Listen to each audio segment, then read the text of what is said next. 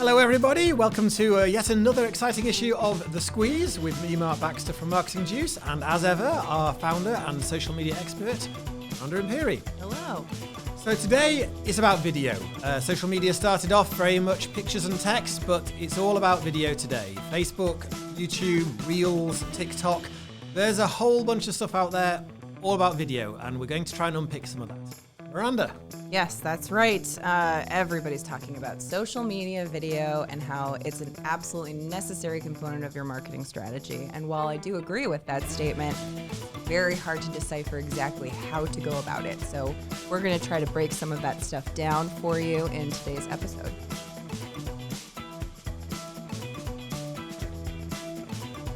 So today it's about video. TikTok's out there. I believe that's what my daughter's generation are fully into. Facebook trying to copy it like mad with the Reels, and they've been trying to buy rival services forever. So what is it about video that's just so important that we can't do it with a good old-fashioned post? It's interesting because video is becoming increasingly important. And honestly, I just thought of this, but we should be calling Facebook Meta now, or they might sick their legal team on us. The Facebook platform from Meta. The platform previously known as Facebook. So anyway, lots of different video platforms out there today. And traditionally, text-based or image-based platforms have now adopted video elements and added video sections to their platforms. And what's really important to know, honestly, is that not every video is going to work in every place. And so we're going to kind of dig into each one of these available platforms and how and what types of video you should be creating. And then that's really where you should be determining, like, okay, where am I going to put my video content? What type of video content am I going to be doing? That sounds good to me. So if I'm right, video really started, was it Snapchat or Instagram that really went with the video first? Or is that the TikTok? Which is the platform that started this video? YouTube's the one who started it. Fair point. Yeah. But that short form 9:16 ratio video really did start like in the TikTok realm, and then Snapchat, really. I suppose that's what I was thinking of, rather than just uploading some stuff to YouTube that I recorded once. Right. So, I mean, YouTube is the original video platform, right? And everybody is familiar with YouTube. Google owns YouTube, so it is a very valuable part of an SEO strategy, having a YouTube account, posting videos on YouTube. Also, the great thing about YouTube is that YouTube links are easily shareable and embeddable on websites, on other social media platforms like Facebook and LinkedIn. And so YouTube is a valuable platform. However, those short format videos, those phone, vertical ratios. 12 seconds of fun. Right. Those don't really work on that platform very well. YouTube's really for that long format content, people who are filming videos that are more than a couple minutes long. And a lot of the university, I'm doing a university course, the lectures often linked to TED Talks or whole films or a lecture. So yeah, that's a great resource. But yeah, that's not what I'm thinking for social media posting. Right. And investing in a YouTube strategy can be time consuming, and it can get very expensive for companies. And so it's typically what everybody's minds go to when they think, oh, I need to create videos for my business, right? But because of these additional platforms that we have today, video is actually a lot more accessible for small businesses and a lot less expensive for small businesses to be able to incorporate video into their strategy. So we talked about YouTube, but there are a few other platforms that have really come up on the rise as primary video platforms. So TikTok is a big one. TikTok's actually been around for 5 or 6 years or so. Long. Yes. And it originally started as a karaoke platform. And so not necessarily like karaoke, like lip syncing. And so you would add an audio track to TikTok and your video, and then you would pretend like you were singing it, but it wouldn't really be your voice. That's how it originated. But it really evolved from there. And my children spend a lot of time on TikTok. I gotta admit, I also do. It's a great decompression strategy at the end of the day to just turn your brain off. It's nice. And TikTok started out by not allowing their people to post videos longer than a minute. But today, you can post videos, I think, between 3 and 5 minutes. I know that 5 minutes is coming if it's not there already. But personally, I don't love that. I know there's a lot of TikTok users that don't love that. So it's hard to say whether they will retain their user base if they keep extending the time limit. And there are news reports saying that TikTok might be extending it to 10 minutes. It would seem to be them moving to the YouTube territory. If you Right. wanted some pop entertainment, that's not it. Right, exactly. And the great thing about the TikTok platform is that it's easy to navigate through lots of content, lots of new content that's served up to you. And their algorithm is arguably the most enviable algorithm out there because it is so tailored to the user on that For You page. And so being able to see things that like really resonate with very specific parts of your life, like constantly in that For You page.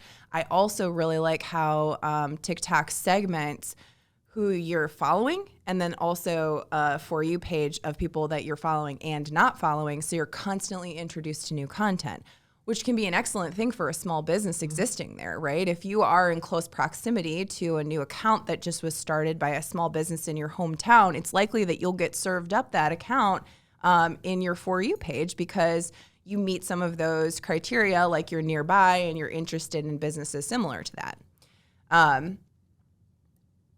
That platform is not nearly as polished as YouTube is. And so it kind of started this new era for video creation for small businesses where you can do everything from your cell phone. You can record these short form videos, and because they don't really need to be longer than a minute, and you can really get across whatever you need to say within that 60-second time frame, you can create a lot of them all at once without having to invest the financial and the time into that strategy that you would have to do with a polished YouTube strategy, right? So if I'm, say, just a local plumbing firm, YouTube would be the place I might want to put some instructional videos of how to do some DIY repairs, but the TikTok, that's where I'd want to do something maybe a bit funny, maybe a bit different, just to catch someone's eye, but not instruction because I've only got a minute.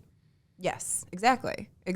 And so, TikTok's a great place where you can just quickly showcase your physical location, or you can, record a quick 60-second video of your guys out on a job, right?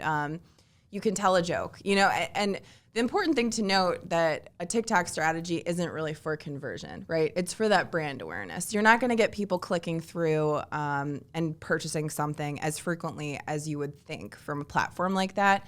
But it's a great way to get a name out there, and it's an easier way to create that video. So on TikTok, you can place the traditional 16:9 video ratio there. However, it's going to be condensed to less than a third of the screen.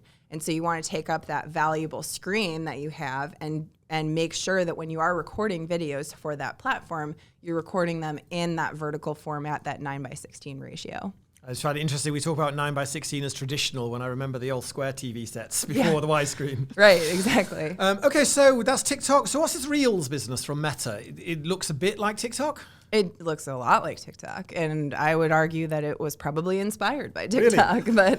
But so Meta introduced Stories, which came from Snapchat's platform. So I don't know if everybody is aware of it, but the Facebook company wanted to buy Snapchat. A lot. They wanted to buy Snapchat a lot. Yeah, a lot.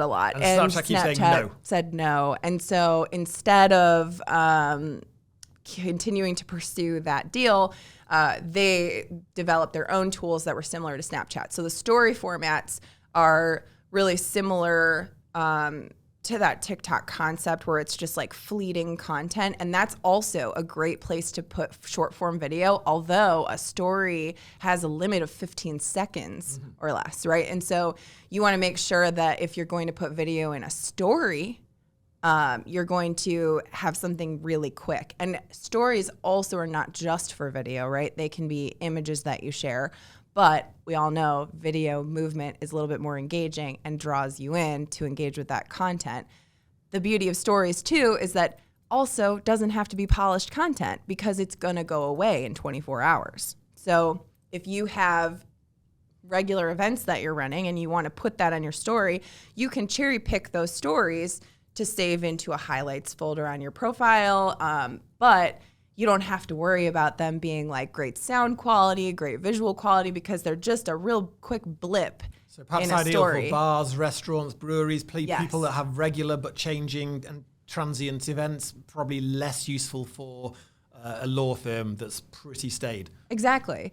And the beauty of like these short form platforms like TikTok stories and Reels is that people's attention spans are so short and they are not really willing to sit down and watch a 10-minute video any time of the day anymore.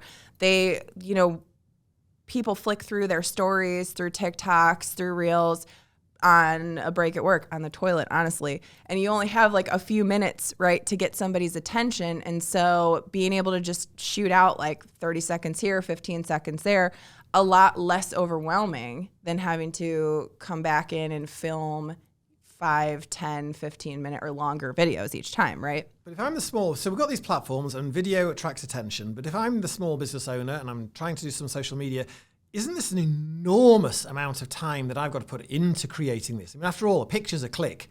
Now I'm talking minutes and minutes of video potentially. I don't think so. I don't. I do think so. That's an interesting question. It does feel a little bit scary and overwhelming from a business owner perspective. But I don't think that you should ever hand this strategy off to an agency or a marketer, because I think that business owners do a better job of communicating their industry and representing their business than any marketer ever could. And I think that mostly people want authenticity in content. They're not looking for like fancy effects. They're not looking for polished people. They're not looking for models and, TV style looking people anymore. They want raw and real. And they want to know that like the businesses that they're patronizing and the brands that they're following are run by real people and they're not just like faceless corporate entities anymore. And so like platforms like Reels, Reels is an interesting platform because it's basically copying TikTok, which I, suspect is same thing with the Snapchat. Mm-hmm. However, Reels gives you a time limit where you can only post a 60-second video. Or I'm sorry, I think I got that wrong. Oh no, it's 60 seconds. And so Reels is actually like a sub-platform within Instagram. So you can't get there without an Instagram account, but it's like a different section of Instagram account. So like occasionally you'll see a reel come across your feed, but it will be directing you to go check out that section. And like same thing on Facebook, like you don't just get served up constant reels in your newsfeed, and you can really choose how you want to interact with that platform.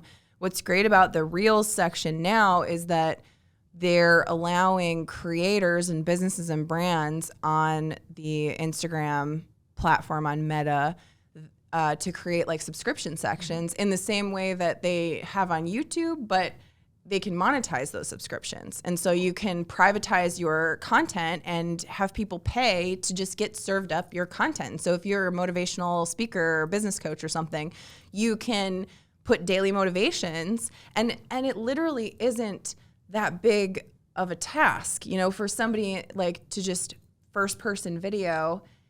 Here, I'm going to tell you a 30-second story today or a 60-second story just directly to my phone. And then post it. There's no like post-production in that. There's no editing that really needs to happen. Auto-generated captions are now a thing, so you don't even have to go through and write your own captions if you don't want to. And the more these social media tools evolve, the more intuitive they are and the more they do a lot of that editing and post-production work for us. And so my biggest recommendation to our business owners is that sitting down and writing out your social media content, creating your images, optimizing your website, that's all super time consuming. Hand that off, but don't hand off the entire representation of your brand. Take advantage of those platforms to enhance your social strategy by adding those things with whatever your marketing team is doing, right? because it just is going to elevate your brand, and it's going to be that one more thing that keeps you top of mind. So the beauty of all this stuff is that all these platforms are free to use. Big plus point. Yes.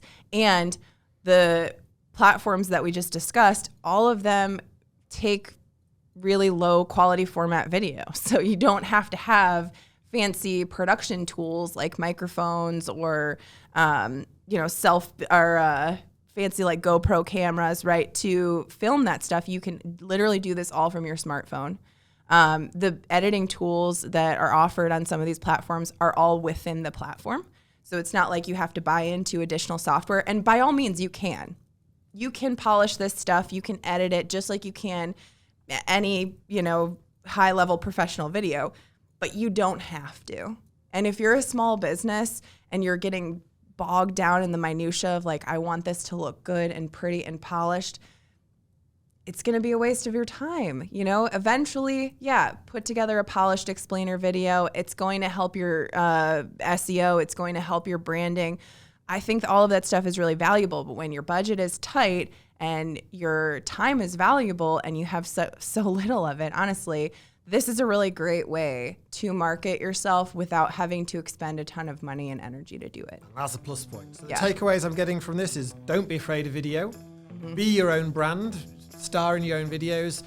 Just point the camera, press record, and post it. Exactly. Yeah. That sounds good to me. Maybe we should try that at Marketing Moves. Yeah. Miranda, it's been a pleasure as always, and I look forward to the next issue of The Squeeze. Me too. Well, if you need our help in the meantime, check out our website, marketingjuice.biz. Feel free to send us a topic suggestion. We'll be back at you soon.